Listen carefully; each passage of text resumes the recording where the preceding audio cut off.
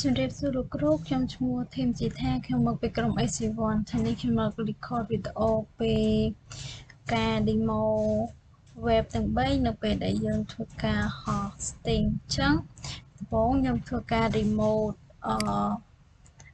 ទៅកាន់ Kitbase រួចរាល់ហើយអញ្ចឹងបន្តមកទៀតខ្ញុំចូលទៅកាន់ CD ទៅកាន់ var www html អញ្ចឹងខ្ញុំ ls មើលទៅនៅក្នុងហ្នឹងខ្ញុំមាន web ចំនួន3ដែល web ទី1ឈ្មោះ Sita 1 Sita 2 និង Sita 3អញ្ចឹងបន្តមកទៀតខ្ញុំនឹងទៅបង្ហាញលោកគ្រូដោយសារតែ web របស់ខ្ញុំហ្នឹងបានហោះរួចហើយអញ្ចឹងខ្ញុំទៅ show នៅក្នុង browser វិញម្ដងថា web របស់ខ្ញុំហ្នឹងវាដំណើរការអត់អញ្ចឹងនេះជា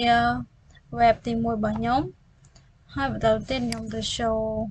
web ទី2អញ្ចឹងឈ្មោះថា Sita 2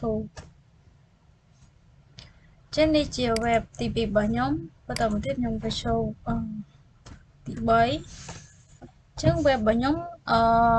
ដើរអស់ហើយចឹងបន្តមកទៀតអ្វីដែលខ្ញុំត្រូវធ្វើនោះគឺនឹងធ្វើការ change ពី IP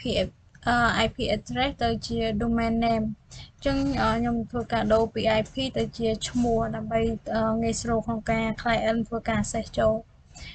ចឹងដើម្បីខ្ញុំអាចធ្វើការដូរ IP address បានចឹងខ្ញុំត្រូវទៅក្នុងចូលទៅក្នុង Tracy Windows System 32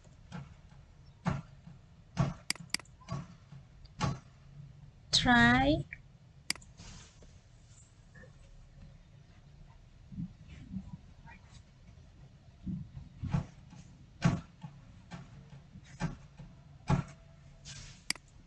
System 32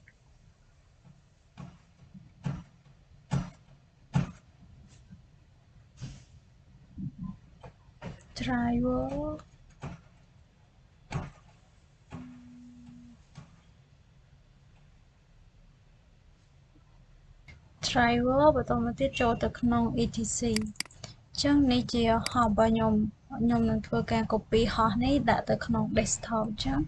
ខ្ញុំ copy មកចឹងនេះជា host ដែលខ្ញុំបាន copy រួចរាល់ហើយ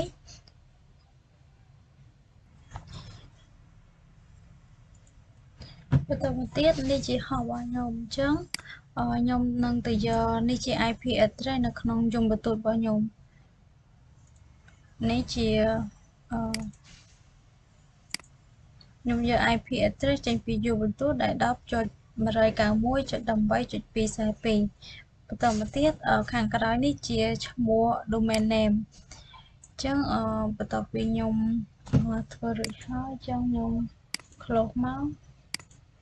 ហើយខ្ញុំធ្វើការ copy host ហ្នឹងទៅផាសនៅក្នុងទីតាំងរបស់វាអញ្ចឹងខ្ញុំ copy មក Ctrl C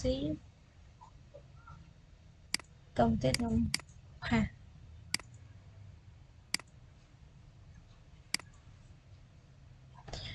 បន្តមកទៀតខ្ញុំ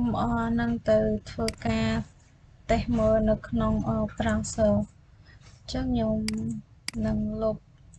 IP address ចេញហើយខ្ញុំដាក់ sita.com